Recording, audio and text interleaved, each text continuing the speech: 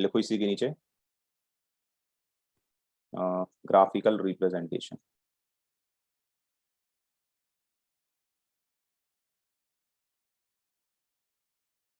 ठीक है, graphical representation.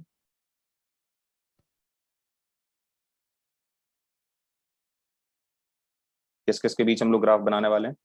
तो ई और आर के बीच, है ना।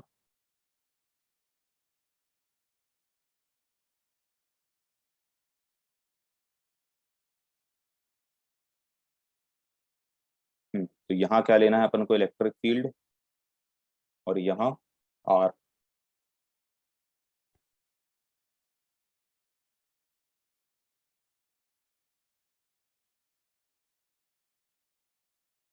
आर क्या है? डिस्टेंस है पॉइंट पी का सेंटर से।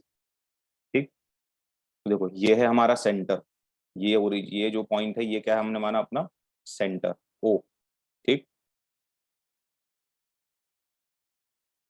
अब देखो ये वही अपना नॉन कंडक्टिंग सॉलिड शेल। ठीक है, इसके हिसाब से बनाते चलना। ये है सेंटर ओ। ठीक, तो हमें मालूम है जैसे जैसे हम सेंटर से आगे बढ़ेंगे तो इंटेंसिटी ऑफ इलेक्ट्रिक फील्ड क्या डायरेक्टली प्रोपोर्शनल है आर के, है ना।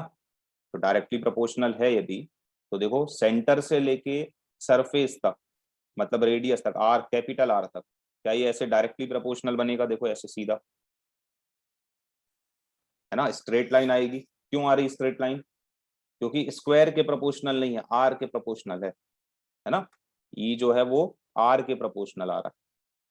ठीक, तो ये स्ट्रेट लाइन आएगी। इसके बाद मान लो ये जो हम आए, अब देखो हम ये आते आते कहाँ पहुंच गए? सरफेस पे पहुंच गए। ठीक, सरफेस पे क्या, स्मॉल आर की वैल्यू जो है वो कैपिटल आर के बराबर हो गई। ये देखो यहाँ हमारा जो आर है वो किसके बराबर हो गया? कैपिटल आर के बराबर हो गया। ठीक, तो इस वाले पॉइंट पे यहाँ पे आर की वैल्यू किसके बराबर है? कैपिटल आर के बराबर। तो देखो क्या इंटेंसिटी ऑफ इलेक्ट्रिक फील्ड इस पॉइंट पे मैक्सिमम हो गई। ये हमारा ई मैक्सिमम वाला पॉइंट है।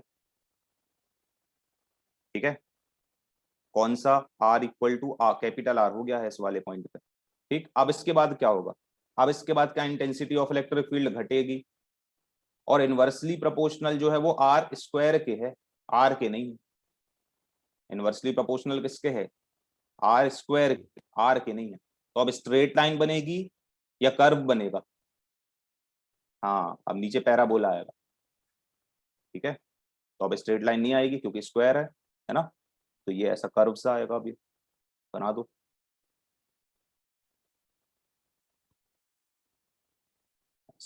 ठीक, अब ये कहाँ जीरो होगी अपन को नहीं मालूम, इन्फिनिटी पे, इसलिए ऐसा आएगा। ठीक, जीरो ही मत कर देना पूरा नीचे ले जाके कुछ।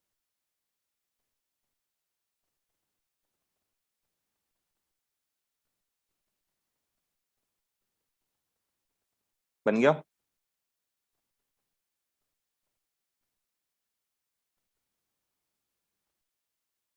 बना लो, बना लो। हम यहाँ बाजू में तब तक वो वाला बना देते हैं, इसके पहले वाला।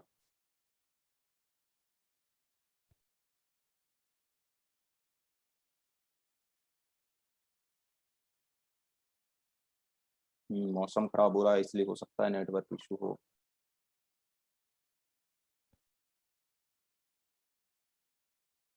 हम्म,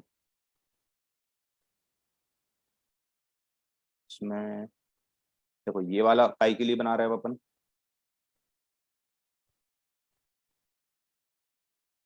ये है पिछले वाले डेरिवेशन का, हॉलो स्फीयर का। उसमें जो रिजल्ट आया था उसमें भी देखो सेंटर ये है ओ, ये है आर, और ये आएगा ई। ठीक, ये वाला हो गया, समझा है अब? अच्छा, ये वाला फिर से बताएं एक बार। देखो ये कौन सा था जो अभी अपन ने डेरिवेशन किया? तो अभी अपन ने जो अपन ने ग्राफ किस किस के बीच बनाया? इलेक्ट्रिक फील्ड और आर के बीच बनाया है। ठीक है, ये क्या है अपन ने माना? इसको माना अपन ने सेंटर ओ। ठीक है, तो देखो ये हमारा नॉन कंडक्टिंग शेल, ये सेंटर ओ। तो जैसे जैसे हम सेंटर से आगे बढ़ रहे हैं सरफेस तक, इंटेंसिटी ऑफ इलेक्ट्रिक फील्ड बढ़ रही है। तो डायरेक्टली प्रोपोर्शनल थी और आर के प्रोपोर्शनल थी, है ना, स्क्वायर के नहीं, आर के। ठीक है, इसलिए देखो ये जैसे जैसे आर बढ़ा तो इंटेंसिटी ऑफ इलेक्ट्रिक फील्ड बढ़ती गई यूनिफॉर्मली, इसलिए स्ट्रेट लाइन बनी। फिर ये कहाँ पहुंच गए, सरफेस पे। तो सरफेस पे देखो स्मॉल आर जो है वो कैपिटल आर के बराबर हो गया होगा, और सरफेस पे intensity of electric field maximum हो गई होगी। ठीक है। अब इसके बाद हमने क्या देखा, जैसे ही हम सरफेस के बाहर जाएंगे अब ई कम होता जाएगा जैसे जैसे आर बढ़ेगा, लेकिन अब इस तरफ कर्व बन रहा है, स्ट्रेट लाइन नहीं बन रही। क्यों ऐसा? क्योंकि अब इनवर्सली प्रोपोर्शनल ये आर स्क्वायर के, तो जब यहाँ स्क्वायर होता है तो ये कर्व आता है ग्राफ में, है ना। ये लास्ट ईयर सब बताए थे। और ऊपर आर था अकेला, इससे स्ट्रेट लाइन आई थी। तो देखो जैसे जैसे डिस्टेंस बढ़ रहा है ये कम होती जा रही है फील्ड। इसको बिल्कुल नीचे तक मत लेके आना, ठीक है, क्योंकि अपन को नहीं पता कि ये कितने डिस्टेंस पे जाके जीरो हो रही है ना। अब ये वाला देखो ध्यान से। अब ये कौन सा है जो अपन ने कल डेरिवेशन किया था? कल वाले डेरिवेशन में हमने क्या रिजल्ट निकाला था? उसमें हमने रिजल्ट निकाला था कि जो ई है इंटेंसिटी ऑफ इलेक्ट्रिक फील्ड, है ना, वो इनसाइड द शेल कितनी होती है? जीरो, है ना। इनसाइड द शेल कितनी होती है? जीरो। ठीक। हम्म, तो इनसाइड द शेल ये जीरो, और बाकी दो रिजल्ट तो अपने वही थे। ठीक। तो देखो इनसाइड द शेल कहां से कहां तक रहेगा? क्या जीरो से लेके आर डिस्टेंस तक, कैपिटल आर डिस्टेंस तक? जीरो से लेके कैपिटल आर डिस्टेंस तक ये क्या कहलाएगा? सब इनसाइड द शेल कहलाएगा, है ना। तो क्या कैपिटल आर डिस्टेंस तक intensity of electric field zero होगी? ठीक है। तो देखो इंटेंसिटी ऑफ इलेक्ट्रिक फील्ड जो है वो जीरो है कहां तक? कैपिटल आर डिस्टेंस तक। आर बढ़ रहा है बट ई नहीं बढ़ रहा। ठीक। अब यहाँ पे हमें ये कौन सा डिस्टेंस मिला? Capital R. तो क्या कैपिटल आर पे intensity of electric field maximum होती है? चाहे कोई भी हो, चाहे ये वाला डेरिवेशन हो चाहे पुराना। क्योंकि जैसे ही अब हम इसके बाहर जाते हैं, है ना, जैसे ही अब हम क्या करेंगे, इसके बाहर जाएंगे, ये इसके बाहर जाएंगे तो अब इंटेंसिटी ऑफ इलेक्ट्रिक फील्ड कम होने लगी। किसके प्रोपोर्शनल होती है? इनवर्सली प्रोपोर्शनल होती है आर स्क्वायर के, है ना। तो इसके बाद का ग्राफ क्या देखो वैसी बनेगा जैसा पहले वाला बना था। इसके बाद का ग्राफ वैसी बनेगा, कर्व, क्योंकि स्क्वायर के इनवर्सली प्रोपोर्शनल है। ठीक। तो इस वाले पॉइंट पे जो आर है वो कैसा है? कैपिटल आर के बराबर है। ठीक है ना। और इसके इस तरफ ये क्या है? ये ई इनसाइड है। ई इनसाइड क्या होता है? जीरो। और इधर पे ई कैसा हो चुका है? मैक्सिमम। ठीक। अब इसके बाद क्या बनेगा? ये वैसी कर्व। देखो तो ई क्या होता जा रहा है? धीरे धीरे कम होता जा रहा है जैसे जैसे आर बढ़ रहा है।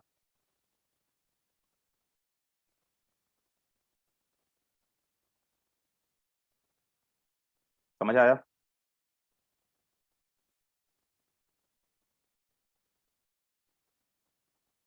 तो ग्राफ से देख के भी अपन सब पूरा एक्सप्लेन कर सकते हैं दोनों को।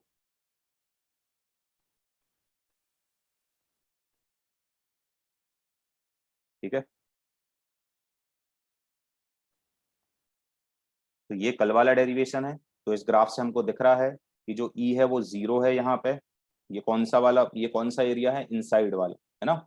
अब ये सब लिखना मत तुम लोग, हम समझा रहे हैं बस। तो इनसाइड देखो इलेक्ट्रिक फील्ड कितनी है? जीरो। सरफेस पे मैक्सिमम, सरफेस के बाहर फिर कम होने लगी। ठीक है। क्यों? क्योंकि ई जो होता है वो इनवर्सली प्रोपोर्शनल होता है आर स्क्वायर के। और इस वाले में यहाँ ये ई इनसाइड जो है वो कैसा होता है? E is proportional to R. इसलिए देखो ये स्ट्रेट लाइन बनी पहले। ठीक है। यूनिफॉर्मली इंक्रीज हुई इलेक्ट्रिक फील्ड, फिर मैक्सिमम कहाँ पे हो गई? सरफेस पे। ठीक है। फिर देखो यदि पॉइंट पी हम यहाँ लेते, इस पॉइंट पी यहाँ लेते, तो सेंटर से लेके पी तक का डिस्टेंस कितना होता है? आर। इसलिए देखो सरफेस पे आर जो होता है वो कैपिटल आर के बराबर हो जाता है। किसी ने अभी पूछा था बीच में कैसे बराबर हो गया। ठीक। हम्म। फिर इसके बाद, फिर इसके बाद देखो धीरे धीरे डिक्रीज होती गई। क्यों डिक्रीज होती गई? क्योंकि इनवर्सली प्रोपोर्शनल है स्क्वायर के।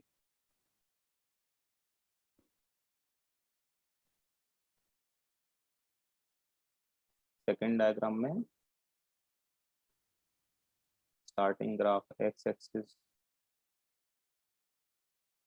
बना तो है, ये बना है। ये देखो हमने रेड लाइन बनाई है, ये जीरो दिखाने के लिए। ये बनी तो है रेड लाइन, है ना, कि आर बढ़ रहा है लेकिन ई नहीं बढ़ा। देखो बिल्कुल। हाँ बना लो ऐसे। नई भी बनाओगे उसको तो चलेगा, वो कोई दिक्कत नहीं। बना लो बट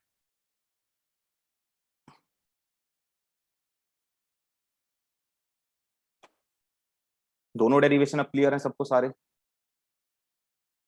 ये सब तुमको पता याद होना चाहिए लेकिन, है ना, इलेक्ट्रिक फील्ड जो रहता है वो कहाँ कितना होता है किसके कारण। ठीक है, कि नॉन कंडक्टिंग शेल है तो अंदर भी इंटेंसिटी ऑफ इलेक्ट्रिक फील्ड है होती है, कंडक्टिंग शेल के अंदर इलेक्ट्रिक फील्ड 0 होती है, सरफेस पे मैक्सिमम होती है। ठीक है। अरे वो जो तुम पूछ रहे थे कि पूरा चार्ज, तो इसमें भी यहाँ पे सेंटर में कंसंट्रेट रहेगा, है ना, तो पूरा चार्ज यहाँ रखा नहीं होता है एक्चुअल में। ठीक है, बट इसकी जो इलेक्ट्रिक फील्ड लाइंस बनती हैं, है ना, शेल की, वो एक पॉइंट चार्ज के समान बनती है। ये अपन ने वहां लिखा था। तो वो ये सब याद कब होगा, जब बार बार रिवाइज करोगे। तो रिवीजन अच्छा रखो, तो दिक्कत जानी नहीं है फिजिक्स में कुछ।